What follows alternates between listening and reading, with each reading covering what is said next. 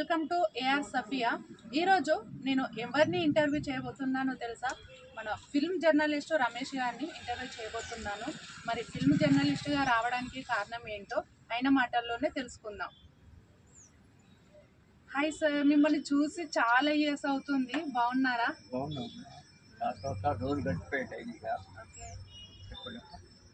మిమ్మల్ని మా ఇంటర్వ్యూ కోసం 2-3 క్వశ్చన్స్ అడుగుదాం అనుకుంటున్నా. ఓకేనా సార్? మీరు ఫిల్మ్ జర్నలిస్ట్గా రావడానికి కారణం ఏంటి సార్? మెయిన్ అంటే అమ్మ, నేను ఎస్వి రంగారావు పాత యాక్టర్, ఓల్డ్ యాక్టర్, పుట్టిన హాస్పిటల్ పుట్టాను. అది కూడా జీన్స్ ఎఫెక్ట్ ఇచ్చింది. అలాగే హై స్కూల్లో కానీ కాలేజీలో కానీ నాగార్జునసాగర్లో కల్చరల్ సెక్రటరీగా ఉన్నప్పుడు ఎన్ని చేయాలి, కల్చరల్ సెక్రటరీగా. అప్పుడు నాగార్జునసాగర్ ఎక్కువ షూటింగ్ జరిగేవాడు. నా ఫస్ట్ పిక్చర్ కరుణ మేడం. అప్పటి నుంచి ఇప్పటికి అశోకరావు డైరెక్షన్ వచ్చిన సీతే రాముడైతే సీరియల్కి 30 సీరియల్కి నేను వర్క్ చేస్తూనే ఉన్నాను. హాబీ అనుకో. ఎన్ని ఇయర్స్ అవుతుంది సార్ వచ్చి? నేను 35 ఇయర్స్. 35 ఇయర్స్ అవుతుంది. నా ఏజ్ 58, 59, బిలో 60. మీకు ఆ కరోనా టైంలో ఏదో హెల్త్ ప్రాబ్లం అన్నారు? అవునమ్మా, నాకు కరోనా టైంలో కొద్దిగా హెల్త్ ప్రాబ్లం వచ్చింది. కానీ దేవుడు డైరెక్ట్ వల్ల ఒకటి చనిపోయాను, నేను బతికాను. కానీ మా రిలేటివ్స్ అని చనిపోయారు.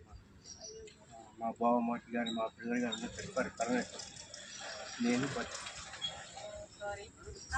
సార్ ఇప్పుడు మరి ఏమన్నా ప్రాజెక్ట్స్ చేస్తున్నారా? చేస్తున్నానండి. ఈ మధ్య దసరా సినిమా ఉంది కదా, శ్రీకాంత్ డైరెక్టర్ గారు నా శిష్యుడే. మా సొంతం మా బావమ్మడి కాలేజీ చదివేవారు.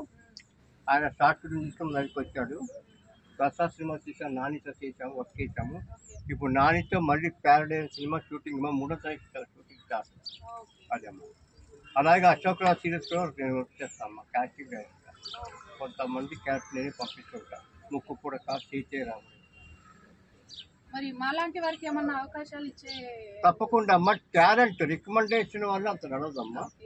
టాలెంట్ ఉంటే మట్టుకు ఎవరైనా ఆర్టిస్ట్ అవ్వచ్చు. ఇదివరకులాగా క్యాస్ట్ ఫీలింగ్ ఇప్పుడు లేదు. సినిమా ఫీల్డ్లో కానీ టీవీ ఫీల్డ్లో క్యాస్ట్ ఫీలింగ్ లేదు. ఎవరికి టాలెంట్ ఉంటే వాడు వస్తారు. కాసేపు మీకు కొద్దిగా రికమెండ్ చేస్తాం. అవునా sir? Thank you so much.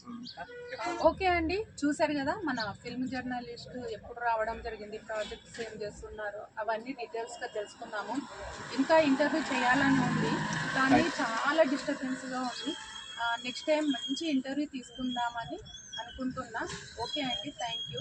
ఈ వీడియో కనుక మీకు నచ్చినట్లయితే లైక్ చేయండి, షేర్ చేయండి, కామెంట్ చేయండి.